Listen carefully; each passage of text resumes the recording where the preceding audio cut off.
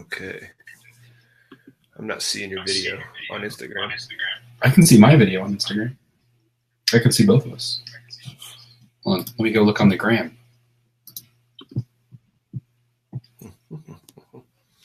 That's weird. I don't see the live feed on the computer anywhere. I don't think you can. Oh, jeez. No, I could see it last time, I'm pretty sure. You could? Oh, okay. Holy crap. Hey, everybody. We're just getting our things figured out here with our live stream. So give us a second. Be patient, and we'll get the recording going. Again, today, the bulk of what we're going to talk or discuss is going to be sports fandom. So if you're interested in engaging in the conversation, feel free to fill up our message board with questions, comments, all of that, because we do want to hear from you about this particular topic. It's something that, again, Brian has been wanting to discuss and talk about for a long time and is actually considering writing a paper about. And I think today will be at least the beginning of that thought process to figure out what we want to discuss. So let's do this. I'm trying to MacGyver this mofo. No, you're good. And I am sorry about that video. What'd you do? I wish I could show you. How could I even point at it? Okay. Well, I'm going to have to kick you out of the Instagram live stream, then invite you again. Okay. Because it's remove. Okay, then you can. Where are you? There you are. Are you watching it? Can you I can't see you now, unfortunately. You booted me out. I know. Can you jump back in there? I mean, I can send you another request. Yeah, do that. I'm sorry about that. You're good.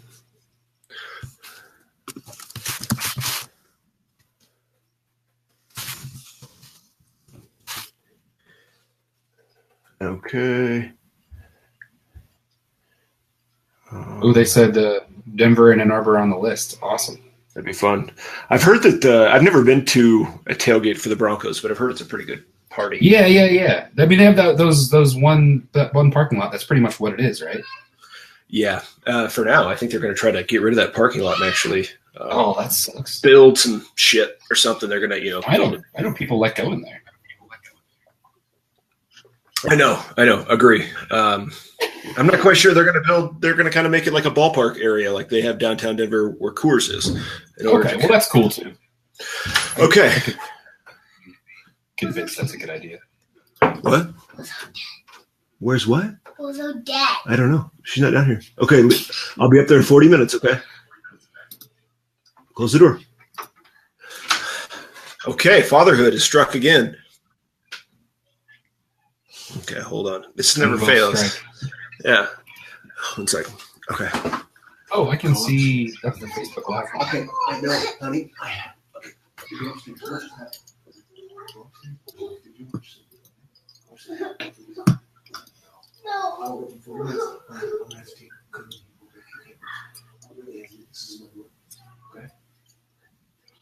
Please go upstairs and shut the door. Thank you. You don't have to put your Chiefs fandom away from me. I'm not a Broncos. Actually, neither is Sam. Neither of us are Broncos fans. Just happen to be in Denver. Why does yours keep freezing up? Not frozen on my end. I don't know. Okay, that's good then. We're fine. It must just be my computer. Tailgate Tourist, can you see Brian okay? Can you see both of us? All right, we should probably get recording, huh? Yeah, let's go. All right, here we go. 1, 2, 3. Brian Schrader, how you doing today, my friend? Good, man. How are you? I am good. That is Dr. Brian Schrader, and I am your other host of Sports Nerds, Dr. Samuel J. Today we have a full schedule, a full rundown of things that we want to discuss. Those of you who are following us on Facebook, we really appreciate you tuning into the live feed. If you're not doing it and you want to do it in the future, we're at Facebook. That's fb.me/sportsnerds. We're also on Instagram, so we're actually live streaming on Instagram at the moment, and that is at sports.nerds. And then Twitter, we're _sportsnerds. So make sure you find us. We are very active on there. We'd like to hear from you. You can also reach us by email at wearesportsnerds@gmail.com. You can find us on YouTube just by searching for Sports Nerds. So, Brian, before we jump into today's topic at hand, Quick shout out to those folks who participated in our U.S. Open pool this week. We had a really good turnout. We will be doing it again for the British Open here in a few weeks, so make sure that you tell your friends about it. We have some great prizes from our sponsors, our title sponsor, which would be Lost Highway Brewing Company, and then Tivoli is going to throw in some merchandise. I think they're going to get back on the show and kind of engage with our fans that way. I think they're trying to up their social media presence in the same way that you and I are. We have built our listenership and our social media followers significantly, actually, Brian, over the last 6 weeks. So thanks for that. And we'll continue to show you some love. So our U.S. Open rundown, our top three finishers were Mike Porter, Ryan Orr, and Brock Harper. And so Wait. I know. You don't get a finish, though. It doesn't count. You got third. Sorry. Brian got third. Everybody. Third and like eighth, too. Brian got third and like eighth. I'm sorry, he's very upset. I'm not upset. I just want the kudos. I want the attaboys. Yes, you did. I would take the beer, but so what was the key to you getting that top three finish?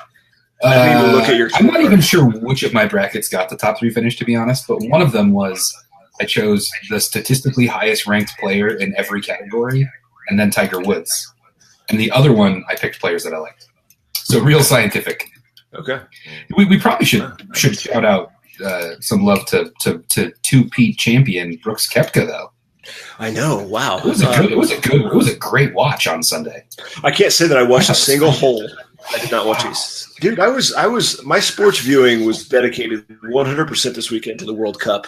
I am just super into it this year. And I guess it's because of timing. There's something about getting up at 6 o'clock in the morning and having soccer. It's really nice. So, no, it's true. Just roll over and there's a soccer game on. Yeah, I did it this morning. No, you're right about that.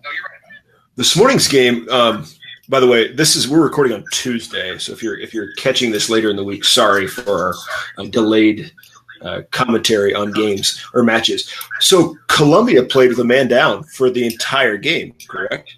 Yeah, 97 minutes plus stoppage time. My word. Okay. That's insane. Yeah, Who's watching that? It was a handball in the box in the third minute. It looked intentional to me. I don't know. It's probably a good red card call. Oh, there's Brock Harper right there. He has signed into his Facebook account. Hey, congrats, Brock, on that third place finish. We'll get you some beer, pal. We know you don't say no to beer. Totally legitimate third place finish. Yep. There was no technicalities or red tape or whatever to give you that third place finish. Nope. That is no hard feelings. So at the moment, it looks like Poland has just scored, so it is now 2-1 Senegal, which is kind of a surprise, right? Yeah. No, I think it is. My word. Okay, so I caught the first half of that game at swim practice with my daughter this morning. It was 0-0 when I left, and then I had to come back and make sandwiches.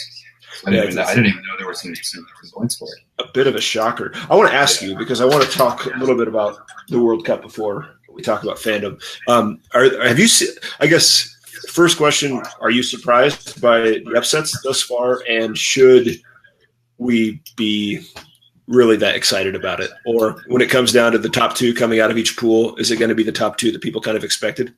Yeah, I mean, it happens every 4 years, so I think people are more likely to light their hair on fire about early results that sort of, seem surprising. But I mean, which ones are really big upsets? It's kind of surprising that Argentina and Iceland draw. But that's not going to matter in the end. I mean, Argentina's still going to get out of that group, right? I mean, I assume the upset that we're talking about is Germany-Mexico, right? Mm-hmm. And I had a conversation with my neighbor, shout out Adam, yesterday, or it might have been this morning actually, about this game.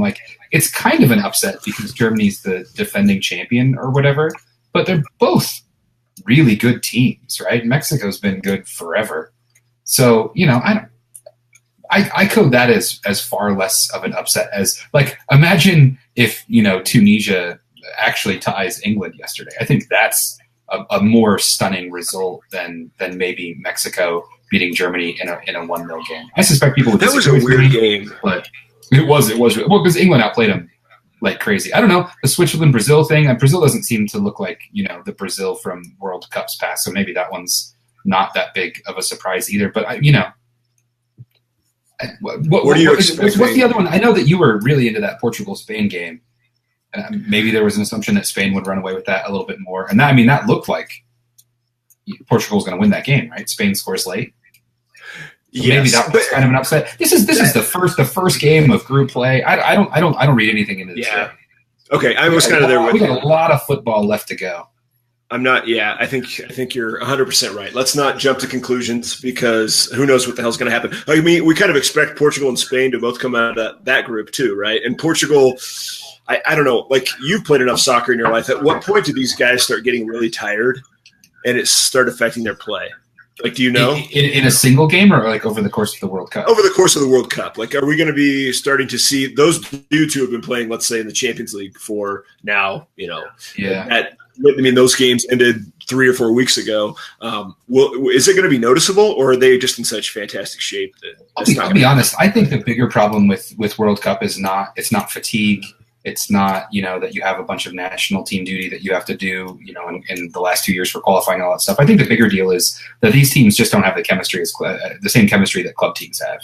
You know what I mean? Like, an EPL team would probably smoke most of the, a good Bundesliga team would smoke most of these teams. You can see sometimes that they don't know exactly where their teammates are going to be. They don't have quite the sort of unspoken communication, the same chemistry that they would usually have. And that's what makes this, I think, a little bit harder to watch than to watch, really good league play, really good, just normal club play. Now, will they have that figured out? Will they have that figured out by game 3? Yeah, I think you'll see them start to gel a little bit more. I mean, watching that England game yesterday, to me, anyways, it was clear that England was the better side. But a couple of missed chances, and some moments when guys weren't making runs over the top, or were making runs and you weren't getting a ball played out of the middle. I do think there's a good argument to be made that teams that do well in the World Cup tend to be teams that have someone who can play really well in the middle, right? Like a Luka Modric type, or someone who can kind of be the point guard and really sort of direct traffic and hold the ball for a long time and sort of make good passes, because just stacking your team full of really talented dudes doesn't necessarily mean that you'll get a lot of chemistry and that they'll be able to gel all that well together. I'll say this other thing, like one thing I've noticed is a lot of really young sides. Like the England team is really young. They're fun to watch. Yeah.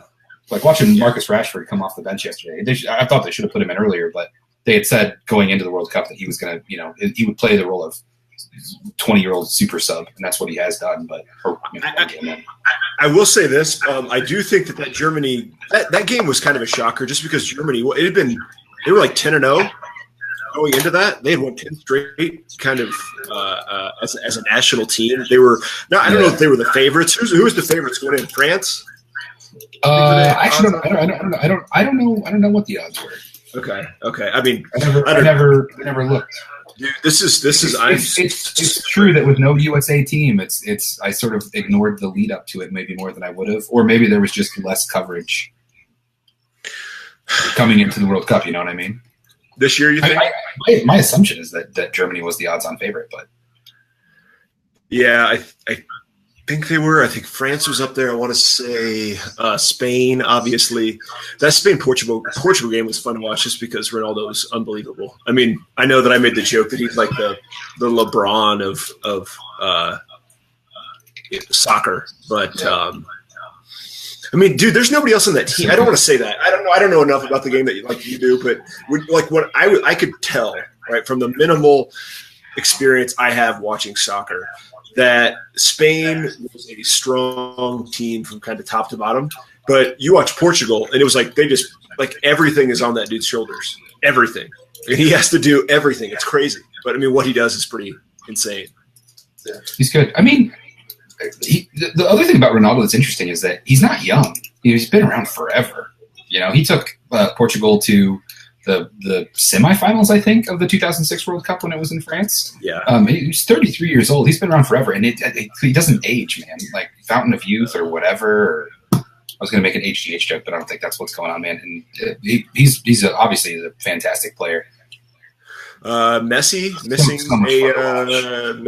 kind of missing a relatively easy goal the other day. That was a big moment. I think that was kind of a shocker, but anyhow, yeah, like you said, we have way more soccer to play, and there's plenty of times for those teams who got surprised with some upsets these last 5 days to kind of correct the ship, to right the ship and get back on track.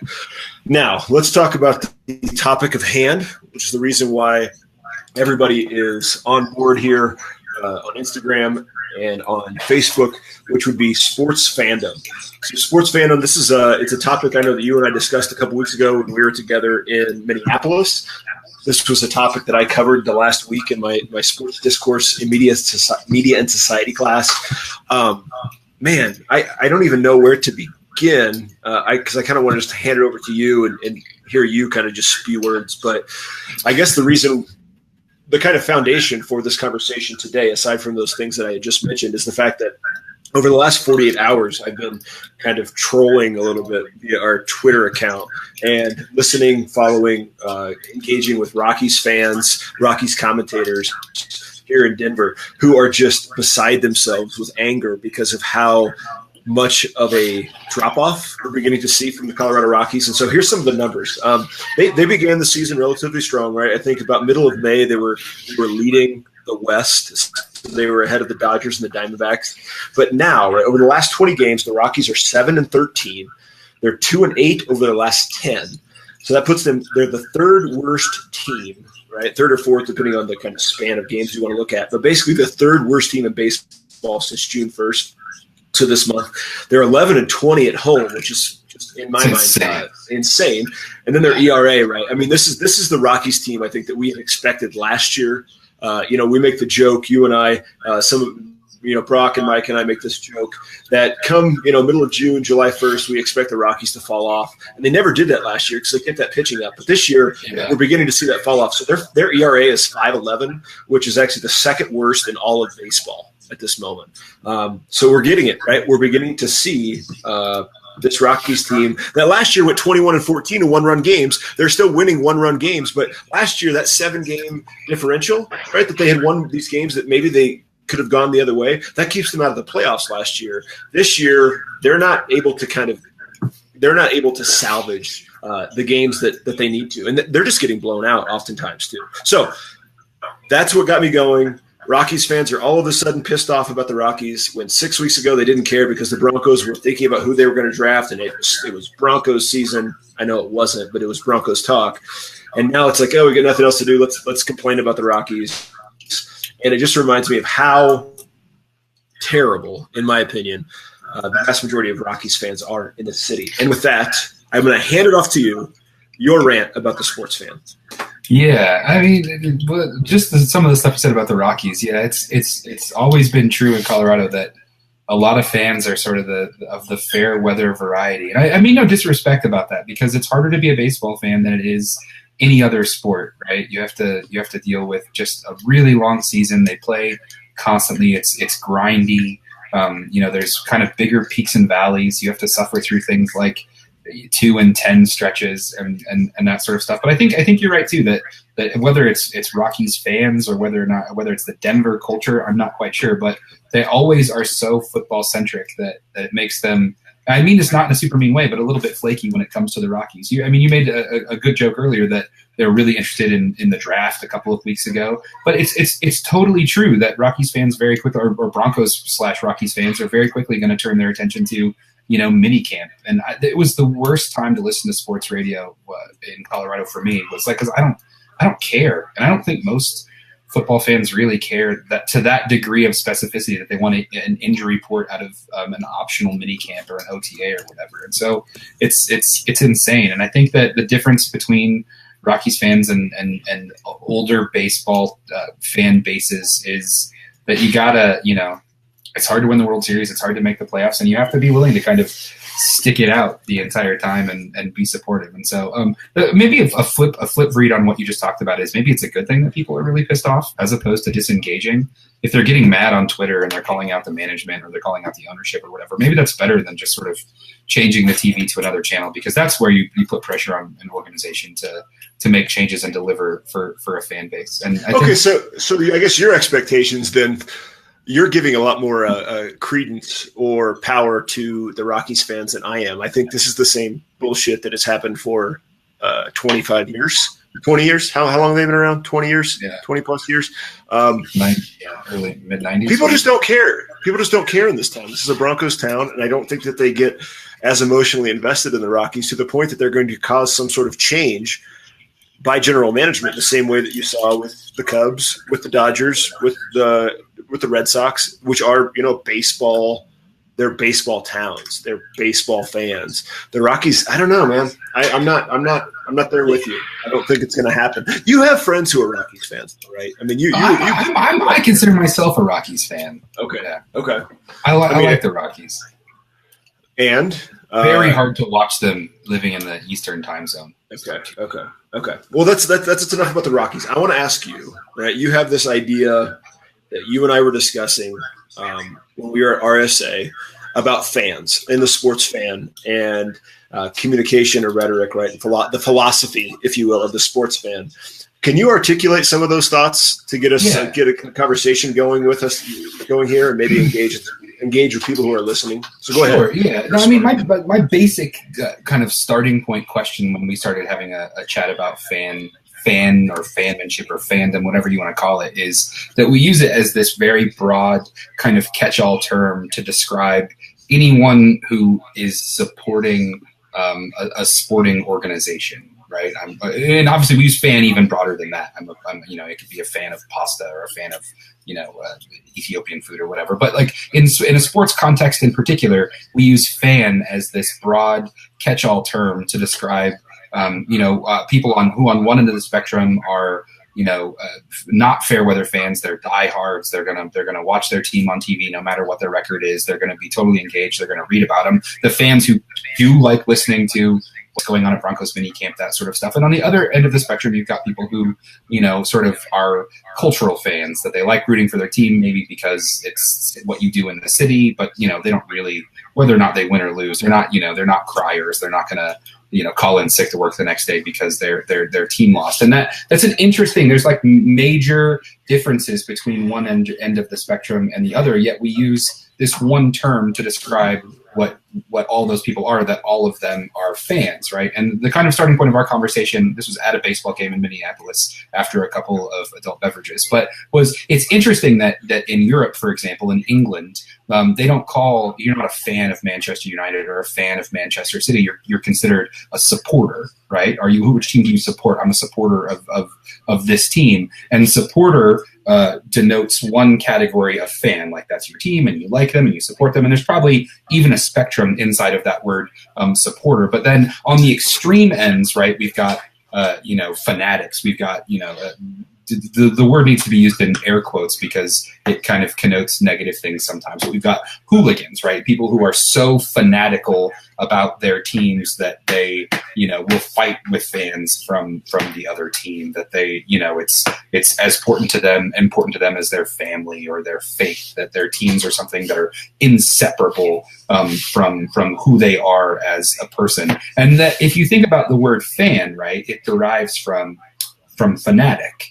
Right, and fanatic means someone who is so involved in something, or so into something, or they're such a strong supporter of a thing or a team that reason gets set aside. Right, that reason ceases to exist. That you love your team beyond any reason to do so. And this is really interesting when it comes to sports, right? Because I think a lot of fans fall in that category of transgressing reason, or maybe that's not the right word, but sort of eliminating reason from why they choose to be a sports fan. Right? If you use reason to be a sports fan, you would probably choose a different team to support based on whether or not they were successful, right? Whether or not they won a lot. Who would choose a shitty team to be a fan of, right? So that you're a fanatic, that you support the Rockies even though they're not fantastic historically or not very good this year, means that reason has been set aside. Like, I'm supporting this team for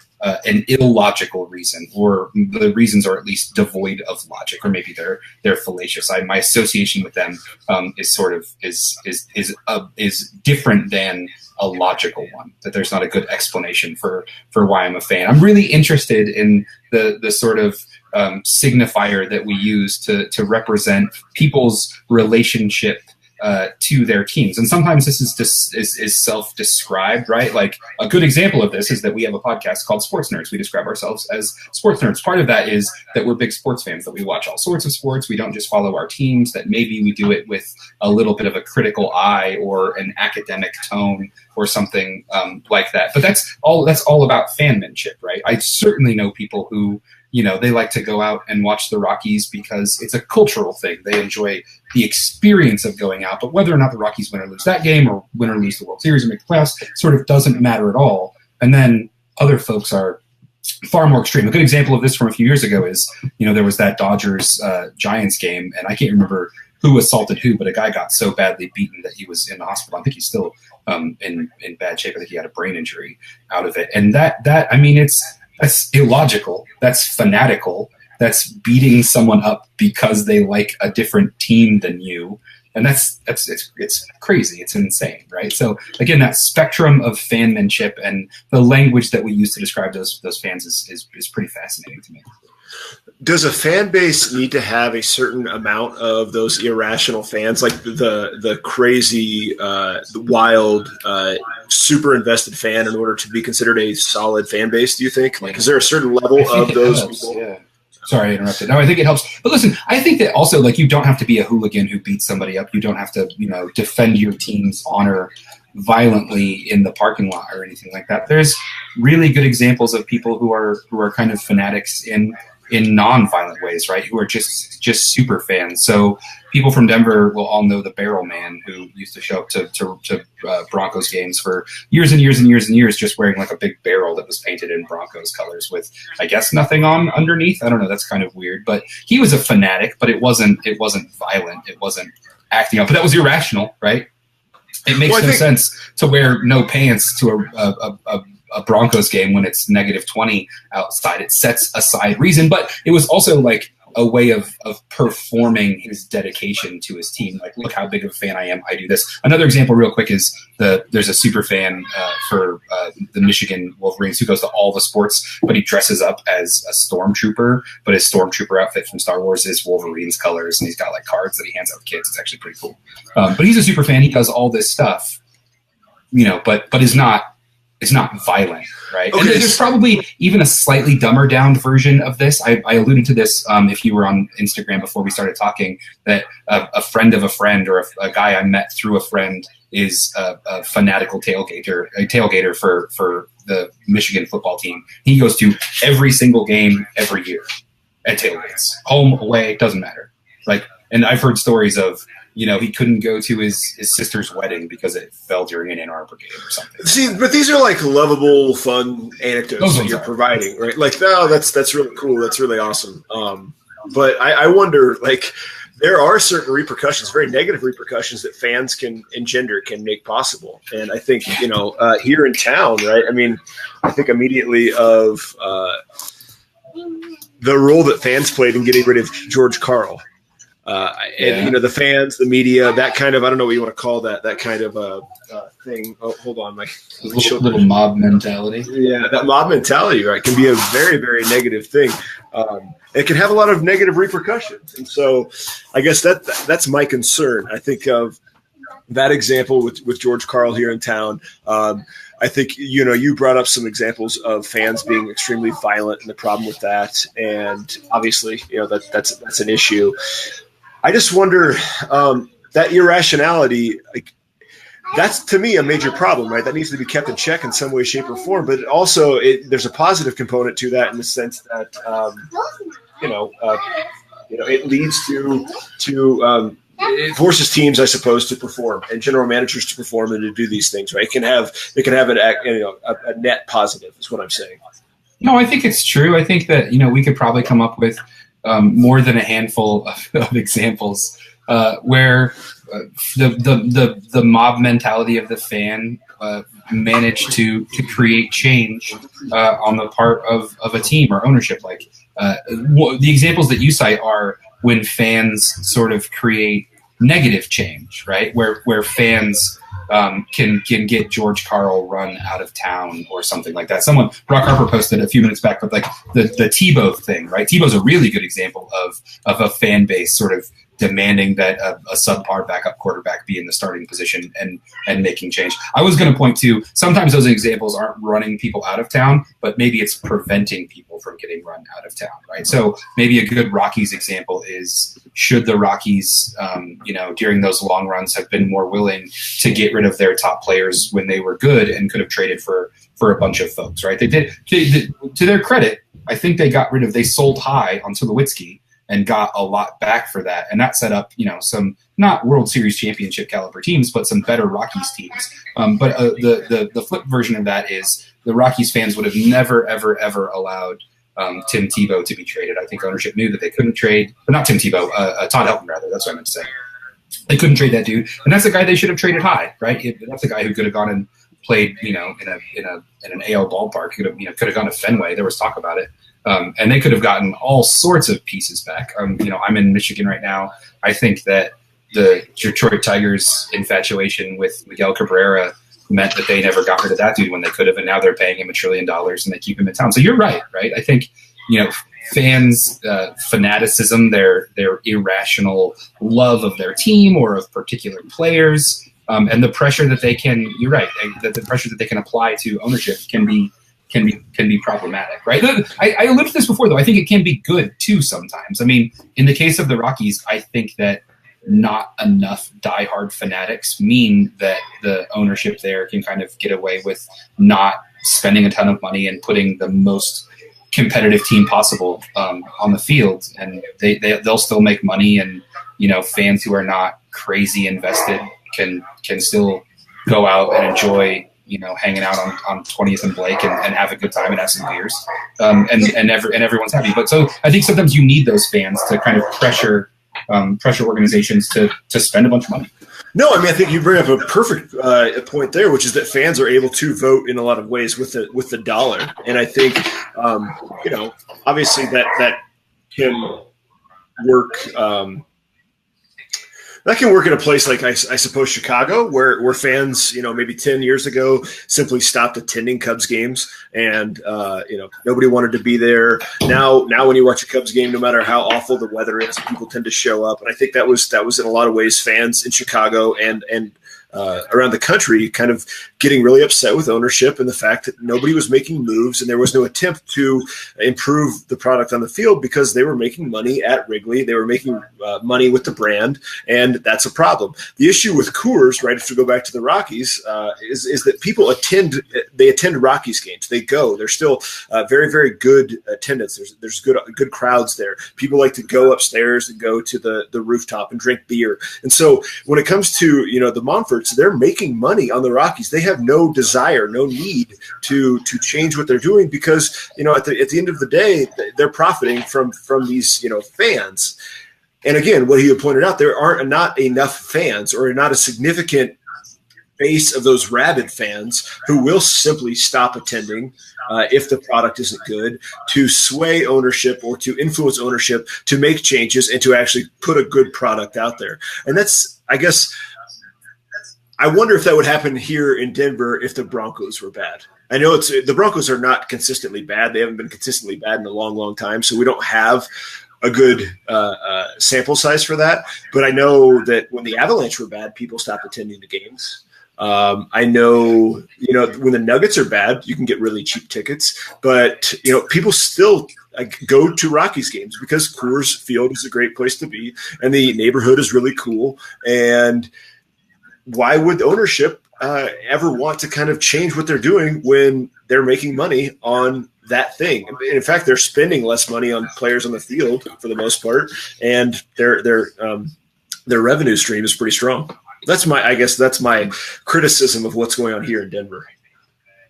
Well, I think that's totally accurate. As you were saying that, I was trying to track total payroll by teams. The Rockies actually fall right in the middle.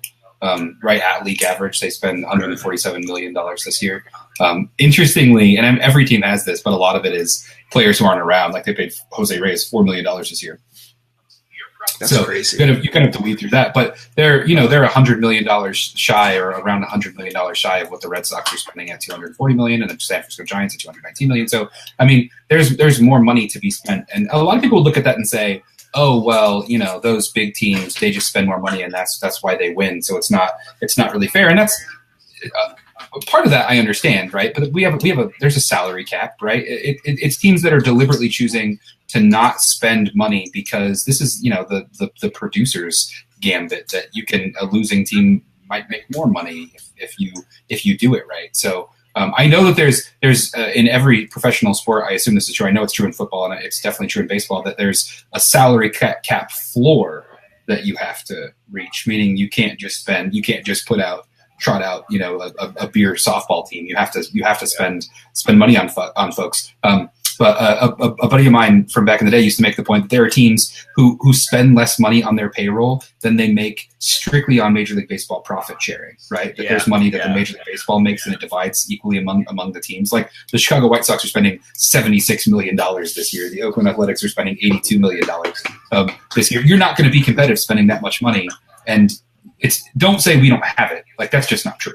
Right? If you're getting $60 million or $70 million, I'll have to look at the profit sharing numbers, but you're getting all of that just in profit sharing, which means everything else you do, every ticket you sell and every beer you sell is straight profit. Well, I mean, there's overhead obviously, but they're just thinking about it as a business, right?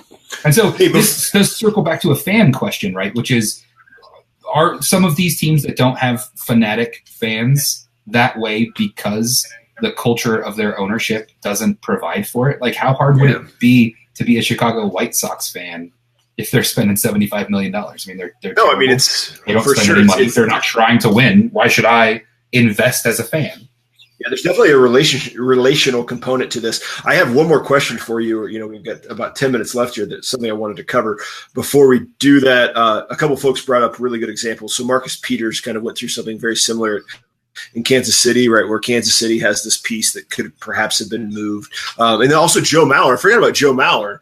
I mean, you had a guy the Twins definitely could have leveraged when he was at the top of his game. And, I mean, do we even talk about Joe Mauer anymore? That dude was great. He was an all-star, and the Twins never made that move. He was a hometown guy.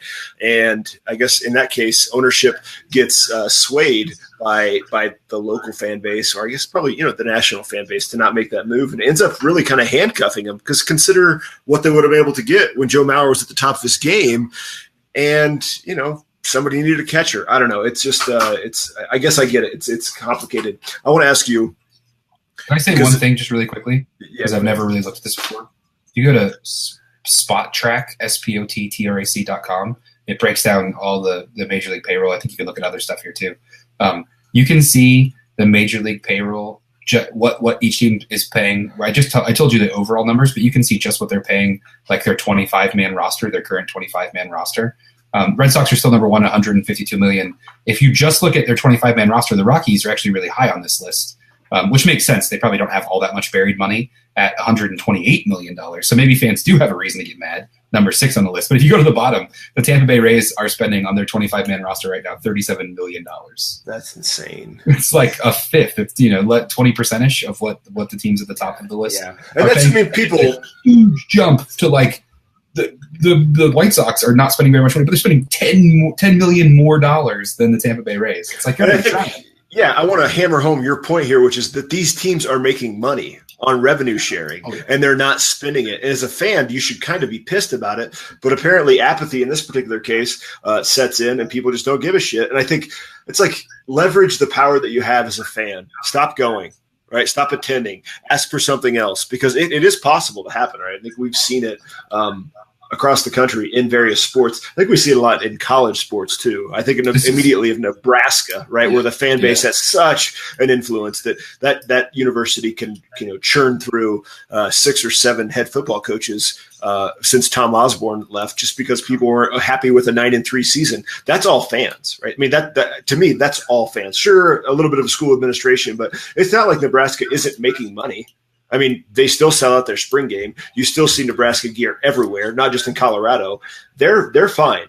But fans get pissed when they don't win. And obviously a lot of good coaches have left Lincoln because they just weren't meeting expectations of the fans. So there is power there. Michigan's the same thing, right? Yes.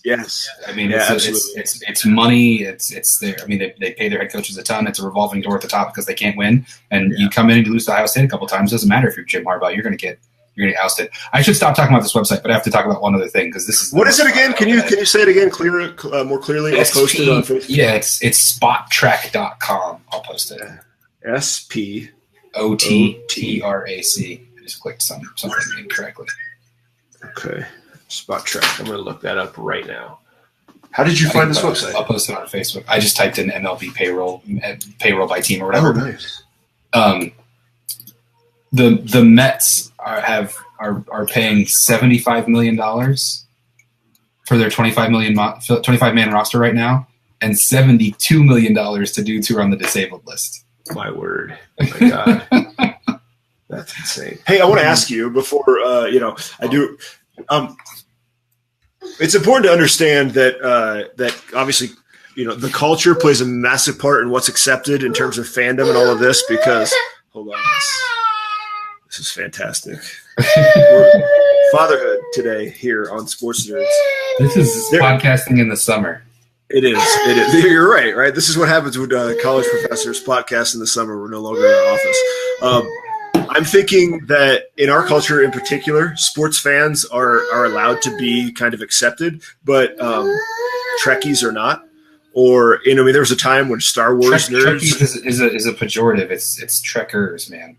Okay, sorry, Trekkers. But there was a time when Star Wars geeks like yourself were not necessarily accepted. So to me, it's just important to realize that we're just in a moment where sports fans are allowed to be part of the mainstream, because the fanaticism that you were pointing out at the beginning of the show, the irrationality that goes into being a sports fan, if you took the sports out of it and you just looked at somebody who liked, I don't know, a podcast like maybe Sports Nerds with that conviction, we would think that they were kind of nuts. And so, this is definitely cultural, and culture has a lot of persuasive capabilities. Oh, thanks for pushing that back. But I think some people get it and some people don't, right? Like, I think to some people they look at sports fans and are like, "What's wrong with you?" I mean, like this is the episode of Seinfeld when Putty shows up with his face painted, right? Like he's not really the Devils. Yes, exactly. You know what I mean? Though it's like, wait, what? You're Putty or whatever, but like suddenly you're this different person once we go to a Devils game, and I think that's part of it. Like I struggle going to baseball games with people if they like just want to chat a lot, right? It's like more fun to watch a lot of baseball. Mm-hmm. Or maybe a better example is like watching. I was telling somebody this the other day. Watching particularly the Raiders on TV. Like I really don't want other people around. I don't want to hear it. Like, I don't want to hear your thoughts about the game or whatever. Yeah. My team's losing and someone's like, "It's okay." I'm like, "I don't need to be emoted. Get out of here. Leave me alone." It's weird, right? The social aspect of sports fandom. Like you don't. Right, when we talk about the breakdown of the spectrum of sports fans, there's the kind of social fan, there's the diehard fan, and maybe there's somebody in between. And if you're a diehard fan, you don't want to watch a game with a social fan. You want to watch it with either other diehard fans or be by yourself, because you want to have conversations about the team that only a diehard fan can understand and engage in. That's kind of crazy. To me, because oftentimes those diehard fans that you discussed that we're talking about are not necessarily people you would hang out with outside of the game, right? Like it's like hanging out with yourself. It's seeing all the things about yourself that annoy the shit out of you. It's like Cubs games, right? I talked to my buddies Derek and Ben and Travis. We're the only we have 4 people that have conversations during the Cubs games. Obviously, they're 3 of my best friends, so it's a little different. But still, like the conversations we have. And the things that we say about the team that we love, like you read it and you're like, oh my God, that's pretty crazy that you would say that about anything. So I mean, I guess what I'm trying to say is just recognizing the irrationality of all of it can be very eye-opening. This is the thing that I think sports fans do that maybe they don't want to admit. But like, if you're wearing some gear from your team and someone walks up and says something to you, the conversation is a thinly veiled quiz to figure out who knows most. Like you win those interactions. Yeah. Like someone's like, "Oh, I noticed the Red Sox hat you were wearing on." All right, it's on. Now let's talk about the Red Sox. And it's just you're trying to win that encounter. That is very true. Hey, the flip version of that is when you go up to someone and you're like, "Oh, you like the Red Sox?" And they're like, "Nah, I just bought this hat. I don't know shit about them." That happens all the time. Yeah, it's true. Or think about like you had brought. you had brought up like Raiders fans. You could meet a Raiders fan in the airport and never talk to them because they're a Broncos fan. You're a Raiders fan, right? You could go to the airport, meet a Broncos fan, and never talk to them because they're a Bronco fan. And you hate them so much. That person could be your new best friend or something like that. Just because of the identification you have with your own brand, your own team, it's going to automatically, make that person an out-grouper as opposed to an in-grouper. That's just crazy. I mean, the way that we leverage this or utilize this. So as long as they're on the spectrum in the same place as you. Yep, exactly. All right, I know that your kids are screaming, your dog's barking. My kids are currently staring at me and waiting for me to make lunch. That part where I just yelled at my kid to be quiet. No, it's okay. We're going to keep that in there. That's real life, Brian. That is real life. Okay. So, folks, we encourage you to find us on the social medias, Facebook, fb.me/sportsnerds. We are on Instagram @sports.nerds, and we are on Twitter, and that is _sportsnerds. Do find us. Do engage with us. We want to hear from you. This was a really fun show, so thanks to everybody who contributed because we had a lot of comments on our Facebook page. If you want to watch the video, feel free to jump on Facebook and check it out. I apologize for my video quality. It wasn't great this week. We will edit this podcast up. We will get it cut up, and we will get it out to you sometime ASAP. Again, thank you, everybody, for engaging. Continue to watch that World Cup. We had a lot of people who turned out for the World Cup pool, so that's pretty awesome. Those are going to be some really good prizes. That's all I got for today, Brian. You got anything? Nothing. Yeah. All right, buddy. Watch some soccer. Who do we have this afternoon? Who's the? I know this. No. Russia, Egypt. Russia, Egypt. Arguably the easiest pool out there. Jeez. Okay. Yeah, Russia's draw is easy. All right, buddy. We'll talk later. Yeah. See ya. Bye. My bottom hole. My bottom hole. My bottom